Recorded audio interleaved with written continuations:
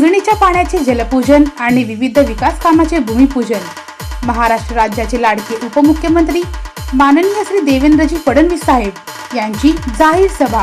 आपल्या अक्कलकोटचे कार्यसम्राट आणि पाणीदार आमदार सचिन कल्याण शेट्टीजी पहिल्यांदा अक्कलकोट पर्यंत पाणी पोहोचवण्याचं काम हे सचिन दादांनी या ठिकाणी केलं। 412 कोटी रुपये त्याला मिळाले आणि म्हणूनच आता सचिन दादाला पाणीदार आमदार म्हणतात। पाणीदार आमदार।